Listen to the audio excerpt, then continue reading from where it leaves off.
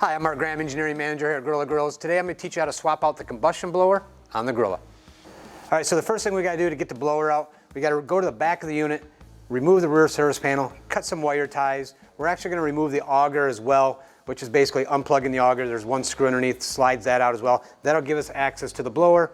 We're simply going to unplug the blower. There's 4 screws, slide the blower off, and we're all set. So let's get to it. All right, so the first thing we got to do is remove this rear service panel to get us into the harness, and we can cut some ties, and that'll give us access to the components. All right, now that we got this freed up, you can see these wires are all bundled together, so I'm simply going to use a pair of side cutters and carefully. All right, so now that I got this freed up, now we got some room to work. All right, so the next thing to do here is find our auger motor, which is our black and red going to our white and red. Simply unplug this. There's one screw at the bottom, and we're going to take a Phillips screwdriver, remove that screw. This whole thing will slide out. I'll show you in a minute. Make sure your hopper is empty here, guys. And simple as that, your auger comes right out. All right, so we got our auger out of the way. Now to unplug the fan is going to find your orange and white to your 2 blacks. Unplug that.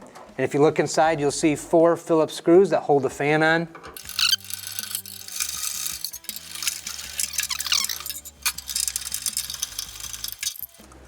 And now I have the fan out.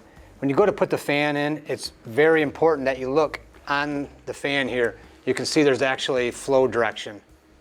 So you can see the airflow arrow is pointing that way.